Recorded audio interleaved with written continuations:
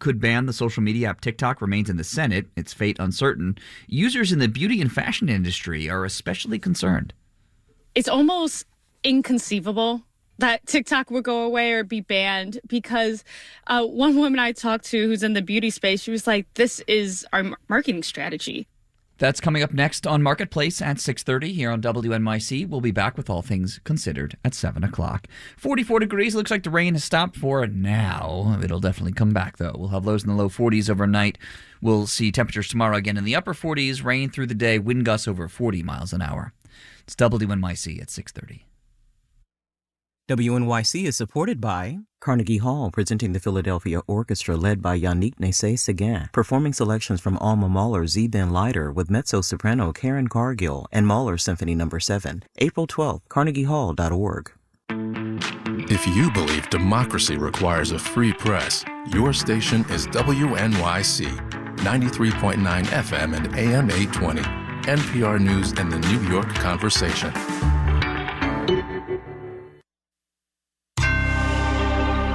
Marketplace is supported by Progressive Insurance, helping protect small businesses with a variety of coverages like general liability, workers' compensation, and commercial auto.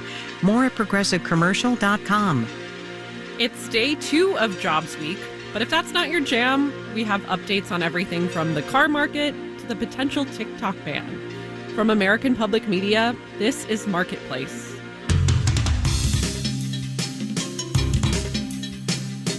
Marketplace is supported by the Financial Times, whose distinctive pink pages fearlessly report U.S. news with a global perspective.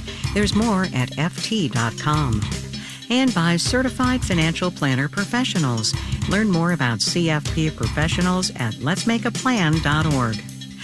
And by C3 Generative AI, verified, traceable answers, secure, hallucination-free, LLM-agnostic, IP liability-free.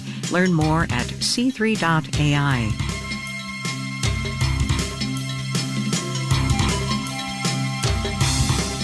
In New York, I'm Kristen Schwab, in for Kai Ryssdal. It's Tuesday, April 2nd. Good to have you with us. Today, we got the latest job openings and labor turnover survey, or the JOLTS report for February. The takeaway is that the number of job openings basically didn't change from the month before. Neither did the number of people quitting their jobs. But just because the data kind of implies that nothing's happening, doesn't mean that there's nothing happening on the ground. Marketplace's Justin Ho called up some small business owners to find out what they're seeing on the jobs front. Some business owners have a lot of positions to fill. 20. I have 20 positions open. That's Marcia St. Hilaire Finn, the owner of Bright Start Early Care and Preschool in Washington, D.C. She recently opened a couple of new locations and she's trying to staff up. But finding qualified candidates with degrees in early childhood education has been difficult. So she's been hiring less qualified candidates so she can work them up towards getting that degree. We can have that person come in. They can sign up for a scholarship. We help them. We walk them through the process. We give them a mentor. Other employers are having some luck finding candidates who can hit the ground running. Like people that, might have taken themselves out of the workplace during COVID and they want to get back in the workforce. That's Ken Giddin, the president of Rothmans, a men's clothing store in New York. He's trying to fill a few marketing positions right now, and he's finding a lot of talented candidates.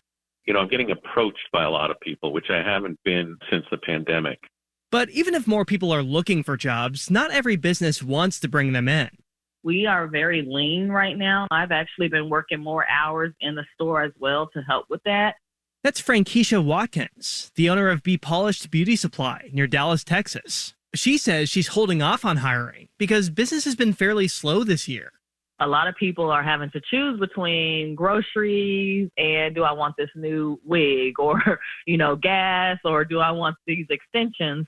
Still, Watkins is leaving one job posting up. She says it doesn't cost anything, so she might as well keep her options open. In fact, Watkins says she started leaving a position basically permanently posted 2 years ago, back when people were quitting jobs all the time.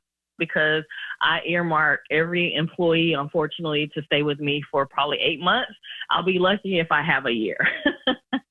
In other words, the number of job openings the government counts can overstate the number of people employers actually want to hire. I'm Justin Ho for Marketplace. Speaking of hiring, we'll get the March unemployment report on Friday. Today on Wall Street, traders were feeling as gloomy as the weather is here in New York. We'll have the details when we do the numbers.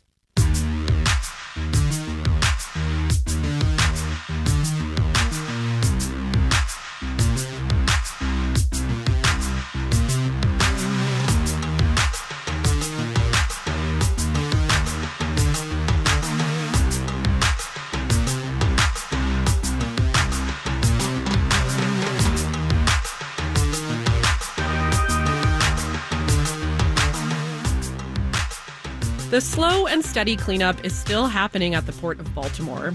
An alternate channel recently opened so barges and tugboats can bypass the wreckage and help with the efforts. There's still a long way to go on a lot of fronts. Yesterday, we talked about how the state of Maryland is trying to figure out some financial relief for people who work at or near the port. Today, we turn to the big question of who will pay for the disaster itself. Money for the families of the workers who died, for the businesses affected, and for the repair of the Francis Scott Key Bridge. Marketplace's Sabri Benishore sorts it out. The collapse of the Key Bridge could well be the most expensive maritime insurance loss in history. Something in the ballpark of $2 to $4 billion. Nadia Dreff is Senior Vice President for North American Insurance Ratings at Morningstar DBRS. There are, Dreff says, roughly 100 different insurance companies involved. The boat's owner has maritime insurance. Everyone who sent cargo has cargo insurance. The bridge itself may be insured. The Port of Baltimore likely has insurance for business interruption. For now, all of those insurance policies are likely going to pay something. Over time, as the investigation continues and there's more clarity about exactly what happened and who's ultimately responsible, insurers themselves will start recuperating some of those losses. Meaning the insurers will sue whoever's fault this is, and the insurance company behind them. The Dali's owner is Singapore-based Grace Ocean. The company that manages the ship is Synergy Marine. They have both filed a petition in Baltimore under a law from 1851. It lets them argue their liability should be capped at the value of the ship, $42.5 million, they say, if they weren't aware of whatever issue caused the incident. I doubt that the ship owner will be able to limit its liability. Martin Davies is professor of maritime law at Tulane University Law School. Filing that petition may not end up limiting the ship owner's liability, but, Davies says, it does set in motion a legal process where all claims against them get filed in one place, Maryland, rather than scattered around the world. And that's a benefit in itself. If a court does find that the ship's owner knew or should have known that there was a problem, blame will rest at their feet. But it won't stop there, says Lawrence B. Brennan, adjunct professor of Admiralty and Maritime Law at Fordham University. There can be third parties. Third parties, like a fuel supplier that supplied defective fuel, a bridge owner that didn't put up the right lighting. That's what you look for, is as many people as possible share the responsibility financially. That, he expects, will take 2 to 4 years. In New York, I'm Sabri Benishore for Marketplace.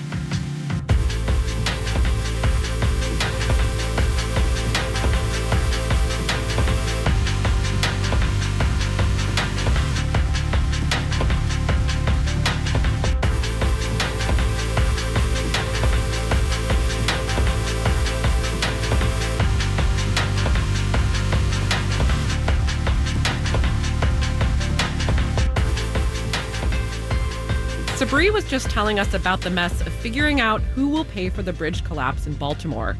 For people who work in the trade and logistics business, there's also the mess of dealing with the cargo.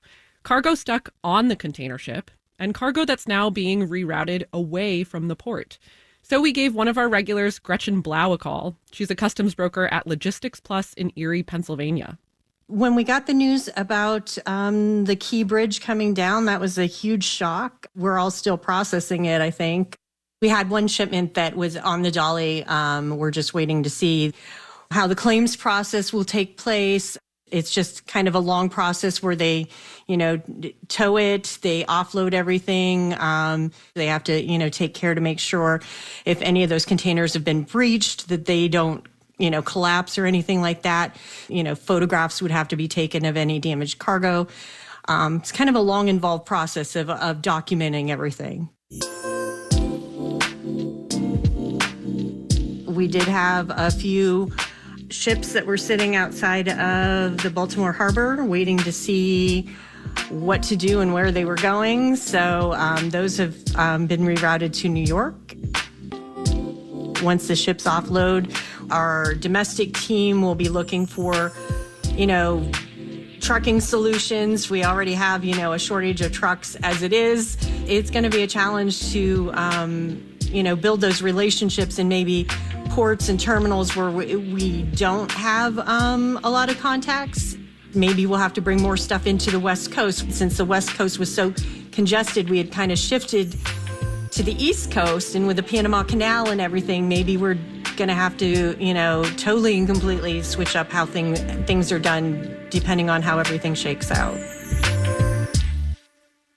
On a personal level, we were all kind of horrified. A number of our staff has visited the Port of Baltimore, has seen that bridge. I went on vacation, I think it was 2018 with my son, and we took the water taxi. We didn't go under the bridge, but we went clear up to the bridge, and we know how high up it is. We know how very fragile some of our infrastructure is.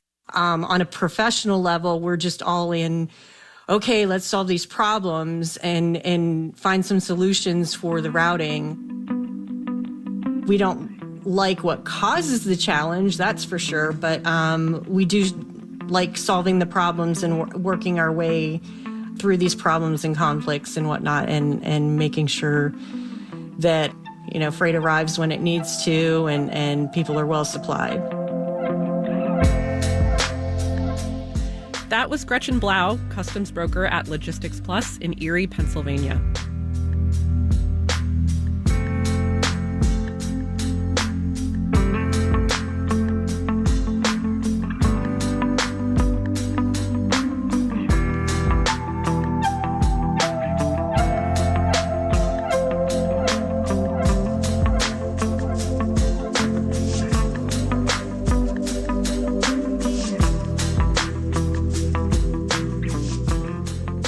Interest rates are not so great if you want to, say, buy a house or start a new business, but they are pretty great if you've got money to squirrel away.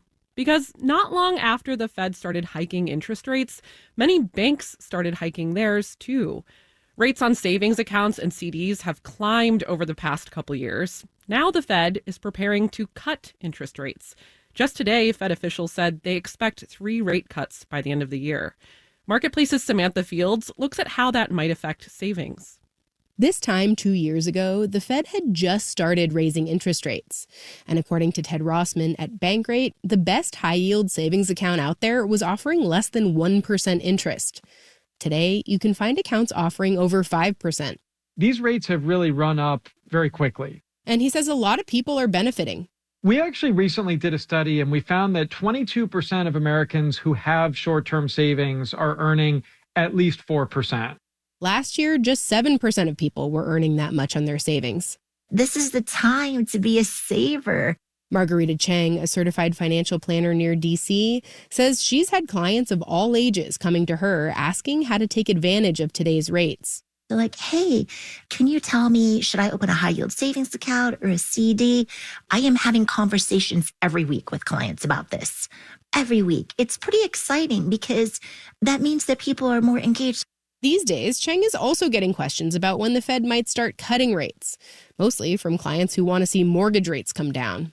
The flip side of that is as the Fed is cutting rates, then the healthy interest that you have enjoyed on your high-yield savings accounts, those will go down as well.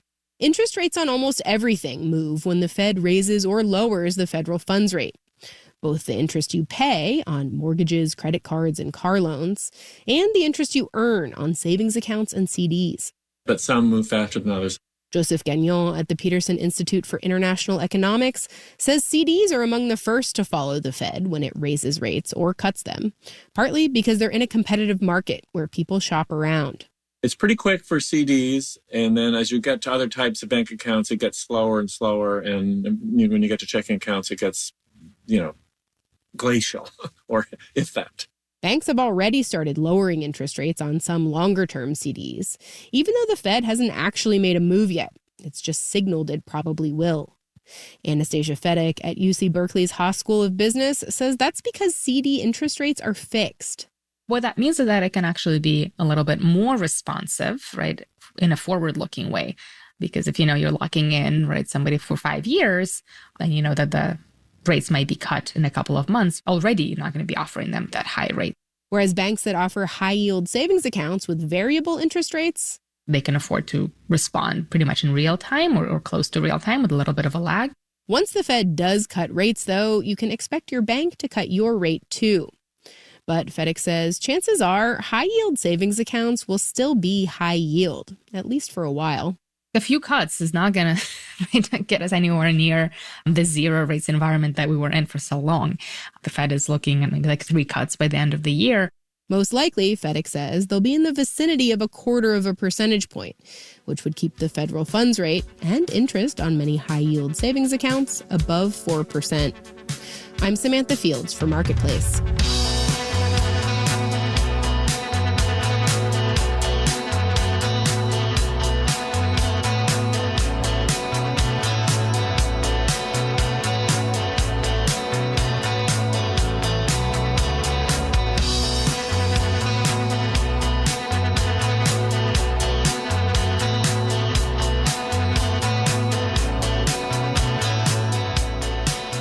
Coming up, there's a lot of jokes. There's just a lot of funny voices. Keeping things light, one TikTok at a time. But first, let's do the numbers. The Dow Jones Industrial Average slipped 396 points, 1%, to close at 39,170. The Nasdaq lost 156 points, 0.9%, to finish at 16,240. And the S&P 500 sank 37 points, 0.7%, to end at 5205. General Electric officially ended its long run as a single corporate entity today. GE is now officially 3 publicly traded companies, one focused on healthcare, another on energy, and a third on aviation.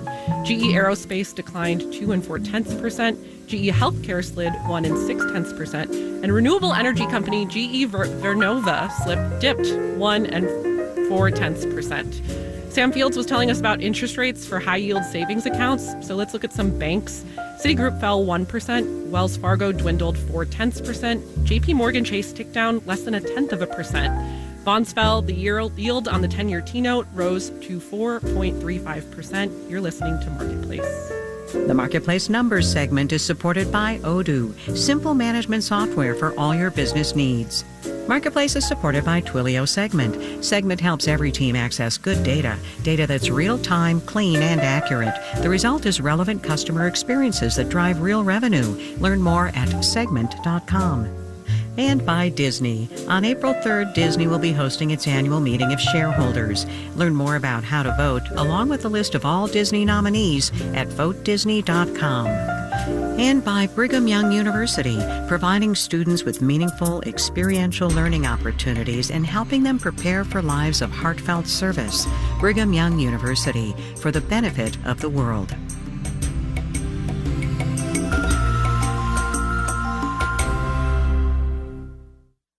WNYC supporters include Ars Nova's presentation of Travels, a sonic narrative by James Harrison Monaco and directed by Andrew Scoville, melding late-night storytelling with electronic music sets and musical theater, now through April 20th. Tickets at arsnovanyc.com.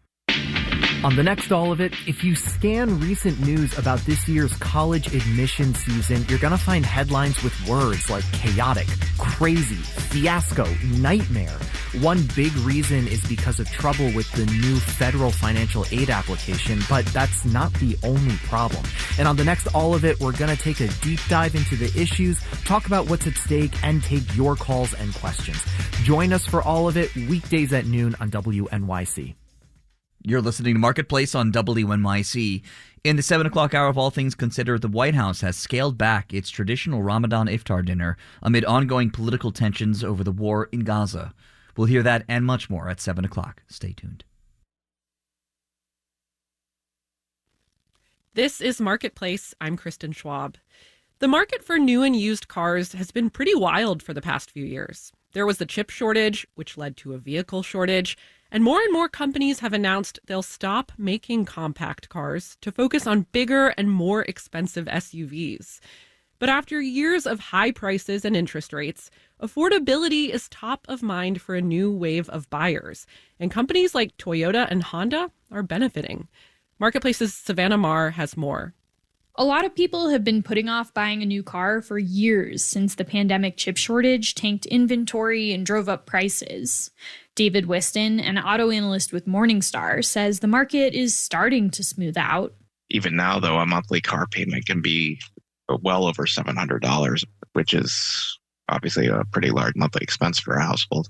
But everyone has their breaking point, even Whiston himself. Family needs and whatnot, and me just getting tired of coordinating our one vehicle between my wife and I've decided I want to get a second vehicle this year.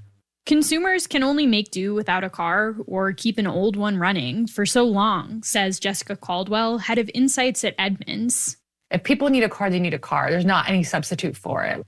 And Caldwell says those necessity shoppers are willing to make some sacrifices when it comes to size and fancy features to avoid that massive monthly car payment. People want that basic, affordable, reliable transportation with not a high price tag right now because that's what they can afford. But that basic, affordable car is sort of a unicorn on today's market. Something like a Honda Civic, for example. Or a Toyota Camry, or really any lower-cost sedan. It's pretty hard to get. This is a big change from what manufacturers and dealerships have been dealing with, says Sean Tucker with Kelley Blue Book. During the pandemic, what we saw was that higher income, better credit shoppers were the only ones who could car shop. So automakers built what those shoppers were willing to pay for, luxury trucks and SUVs, and cut production of budget vehicles. Now that everyone's coming back into the market, their lineups are not very well designed for what the market is looking for. Tucker says some manufacturers are ramping up production of smaller, more bare-bones options, while others are waiting out what's likely to be a short-term focus on affordability that'll turn around when interest rates start to drop. I'm Savannah Marr for Marketplace.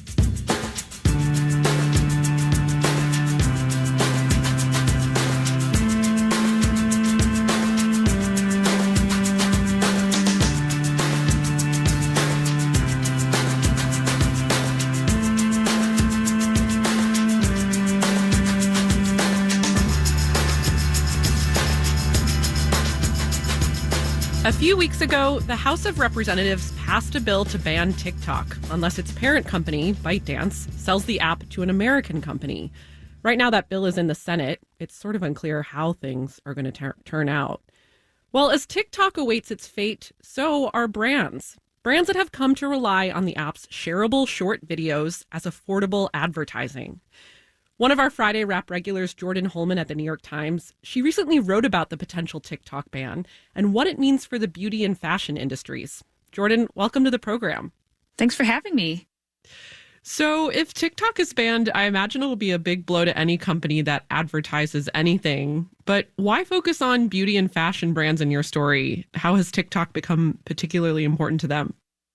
So specifically for beauty retail, it's a great platform to be able to quickly show people, hey, this is the newest serum or lipstick or, eye makeup in a quick, short video and hopefully get them to buy it. And it's just this kind of unique platform where a lot of personality comes through. And so beauty brands have quickly gone to TikTok and wellness and fashion brands have followed.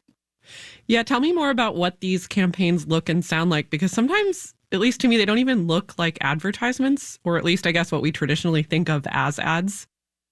Yeah, and that's kind of the magic that brands say.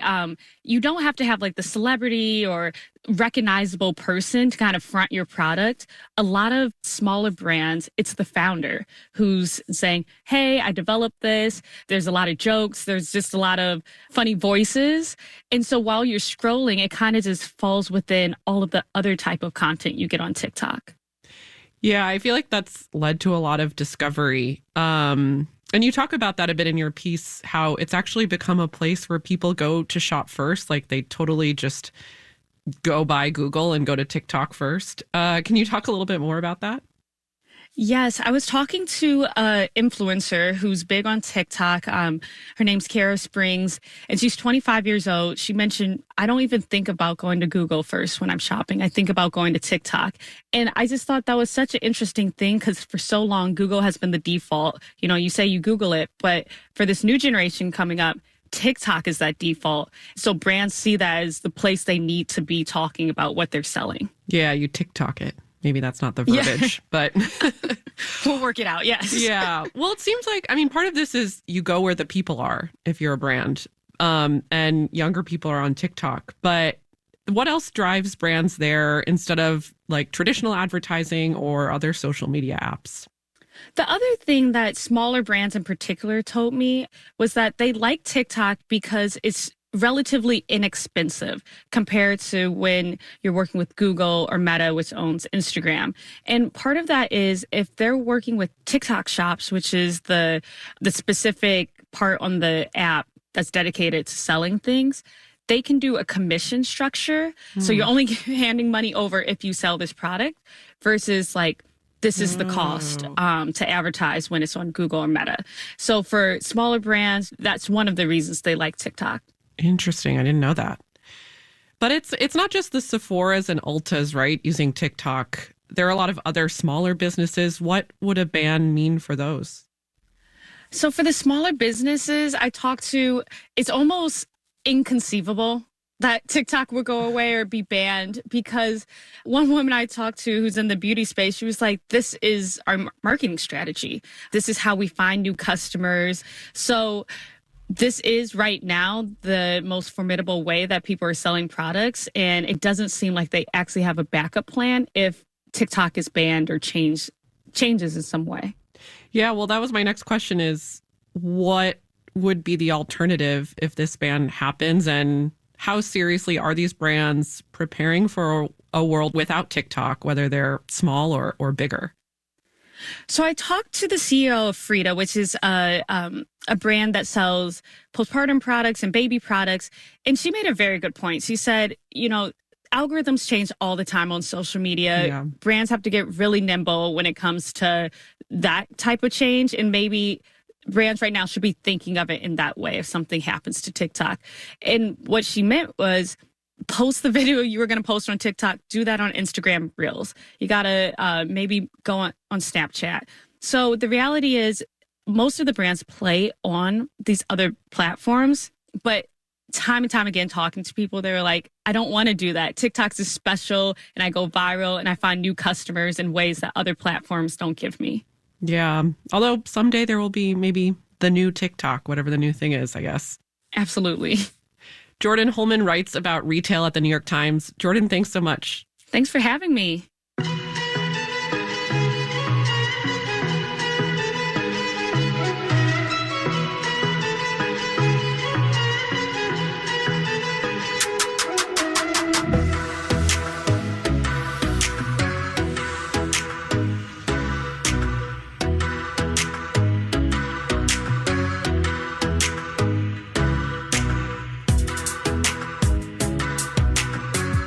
Marketplace is supported by Betterment, the automated investing platform that helps make it easy to be invested for the long term. Learn more at Betterment.com. Investing involves risk. And by Deloitte. Advancing the future takes more than a business angle or a technology angle. It takes both. Learn more at Deloitte.com/US/engineering advantage. And by Live Oak Bank, helping savvy businesses optimize their high-yield online savings accounts. Rate information is at liveoakbank.com/radio. This final note on the way out today, an interesting factoid as more localities have or consider minimum wage requirements for companies like Uber and DoorDash. 7.3 million people in the U.S. participate in app-based work. That's 4.3% of the total workforce. Axios analyzed this data from a new study published by a consultancy called Public First. The study was commissioned by a trade group that represents some major gig apps. States with the biggest makeup of gig workers are Nevada at 6%, Florida at nearly 6.5%, and Washington, D.C. at 9%. Our digital and on-demand team includes Carrie Barber, Jordan Manji, Dylan Mietinen, Janet Wynn, Olga Oxman, Ellen Rolfus, Virginia K. Smith, and Tony Wagner. Francesca Levy is the Executive Director of Digital and On Demand. I'm Kristen Schwab. We'll see you again tomorrow.